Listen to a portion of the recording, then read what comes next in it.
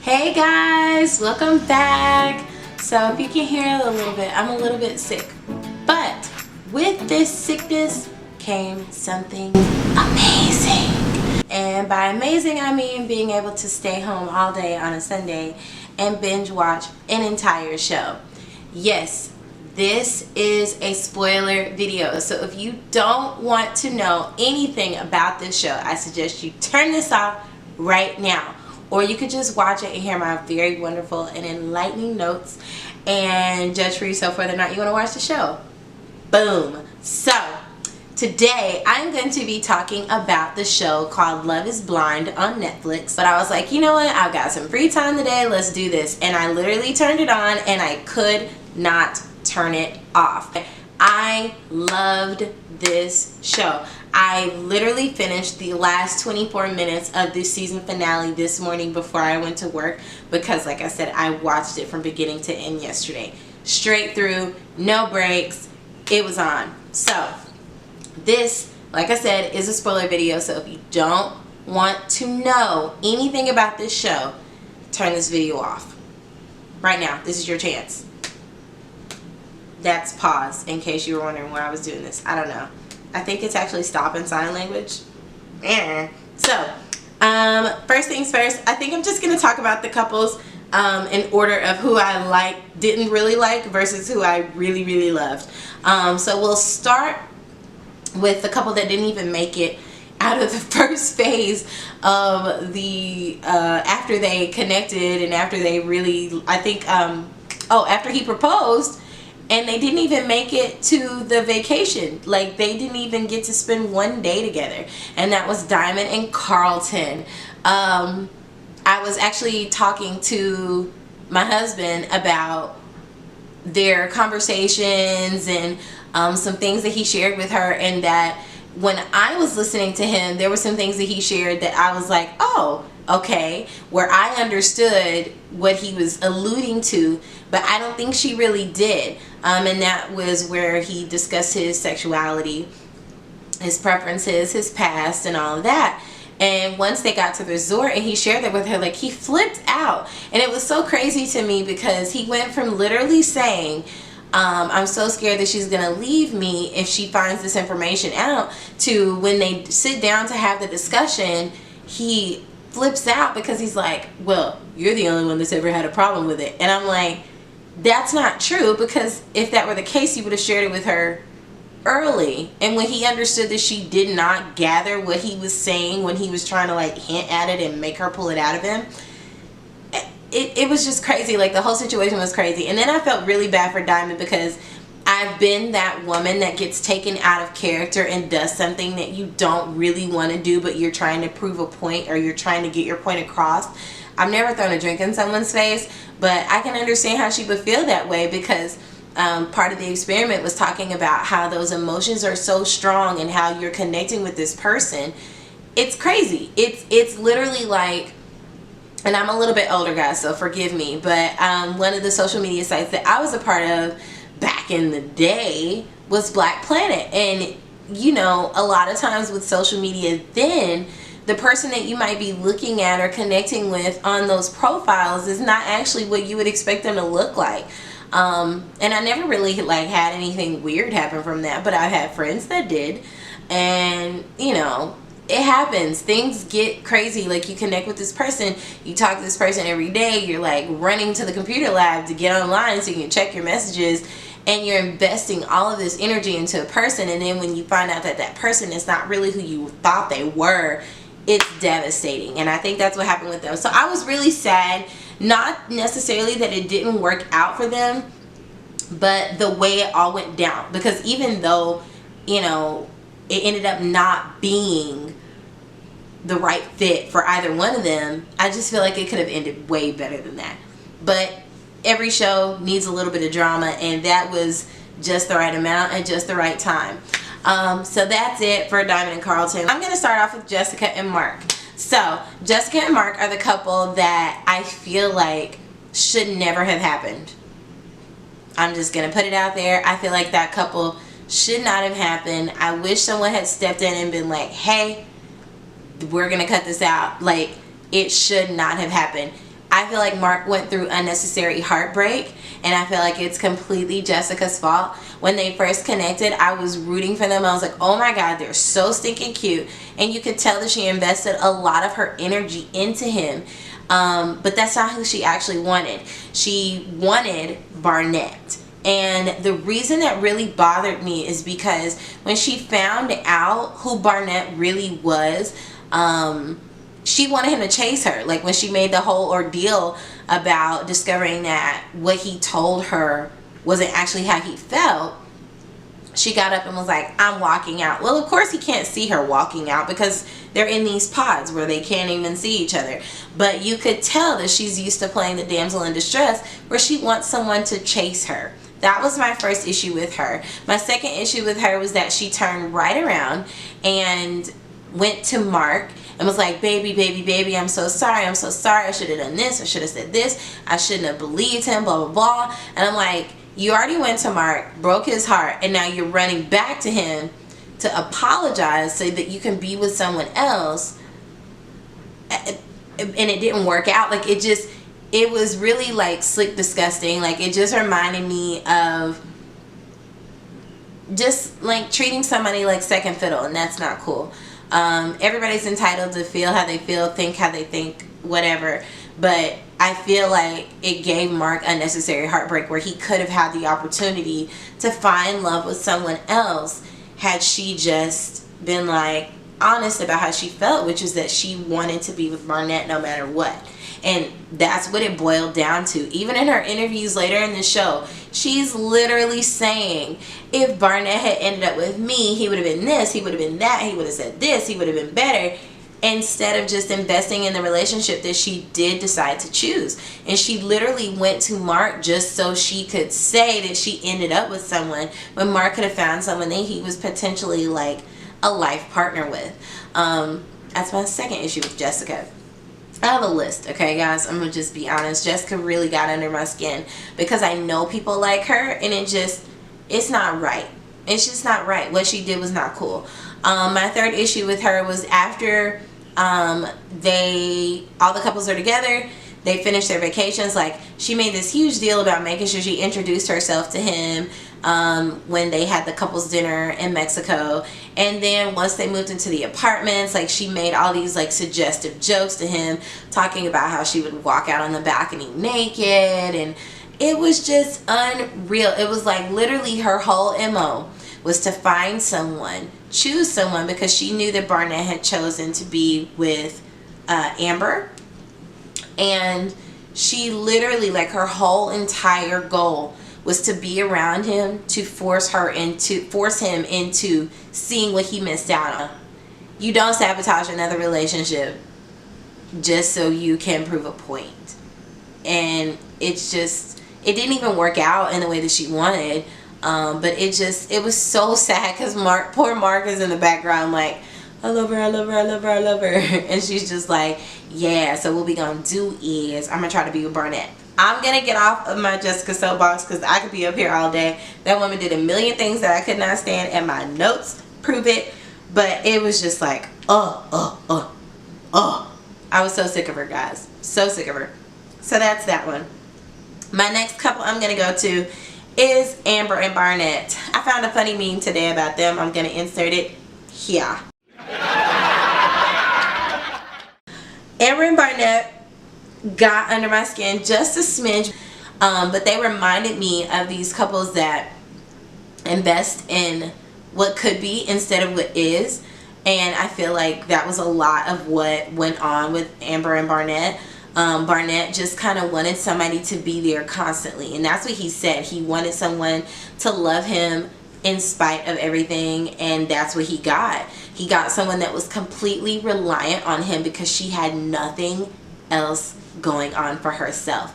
And that was heartbreaking for me because I don't feel like any woman should, not necessarily like be in that position, because that happens to everybody, but it felt like she didn't want to have anything for herself. Like she just wanted to be completely like enthralled with him.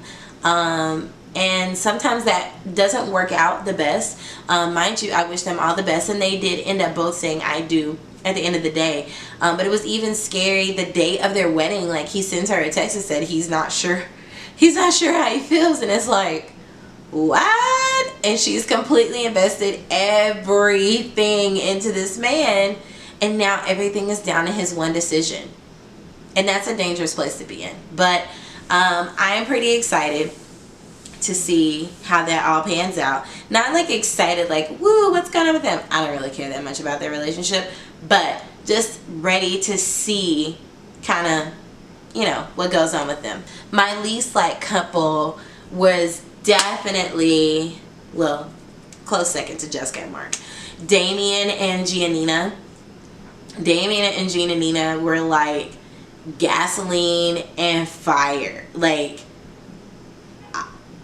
I have no words. I was literally talking about one of their fights today, and it was just so surreal. I feel like Giannina was really young, like mentally she was just kind of young, and this was a whole lot for someone that's so like spiritually connected. Like, she talked about a lot about how she goes with the flow and she invests in the moment, and she basically operates out of her feelings, whereas you've got Damian, who's like very black and white. He's like, what do I see? This is what I'm getting. Like, input versus output. Like, they were completely different.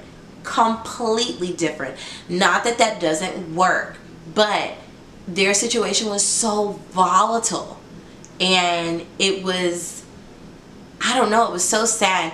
And for me, I think what was so heartbreaking was that he said no, even though she said yes, because he knew that if he said yes to her, that eventually it would be a no.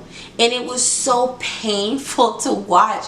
And because he can be kind of like almost robotic, you don't even get the sense that he really feels everything that's going on. But when he was on the altar in that moment, you could see the pain, you could see the hurt, and it was like, dang. But again, these people are going into it fully knowing what the other person is like, because all they've had to go off of is this other person's words, their investments, their feelings. So they don't get the face-to-face. They literally are just going off of what they say. And she told him who she was from jump.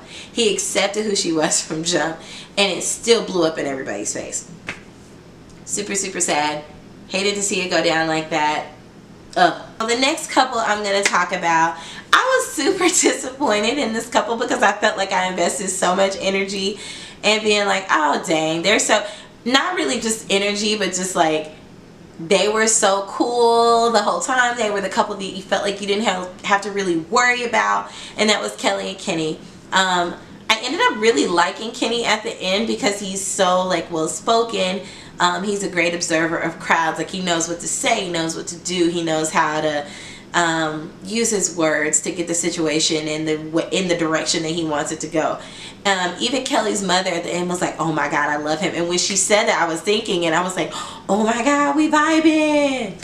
But it was really, their situation was super sad. I will say this, I feel like Kenny knew that they weren't going to make it at the bachelor party. I feel like he knew when he was having a conversation with Mark about how the relationship was going. I feel like in that moment he was like, dang, something's not right. And then you get to the wedding day where Kelly has acted like everything is fine, but once she started talking to her friends at the bachelorette party, you're like, oh wait, hold up, she don't really like this dude. And even her friends were like, your picker is off, like your picker is always wrong. And it's like, wait, what is going on? This couple has been so solid since day one. What's happening? And then she gets to the altar and she says, I don't, and I need you to respect my decision. Gathers her dress and walks away. And everybody's like, what? Like, what? It was insane. I felt mortified. And the premise of the show, forcing the couples to get at least to the altar before they make their decision, whoever came up with that, I know you're a producer, I know this is your job, I know you're a creative director. That is basically like cruel and unusual punishment. Like, that is mortifying. mortifying. It is horrible, and it's so painful to watch. And whoever the music director is, you are evil. I'm just gonna say it. You're evil. The crescendos, the music being up and down, killed me. I didn't know what to do. I didn't know what to expect. I didn't know how to feel. It was too much for me. My emotions were everywhere. It was horrible. But yeah, Kelly and Kenny were a huge disappointment.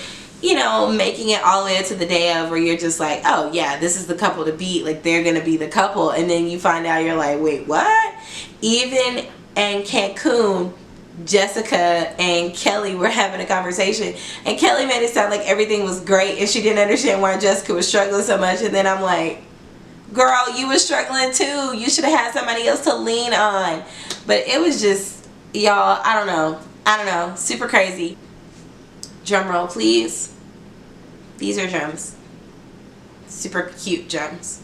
My favorite couple, Cameron and Lauren. I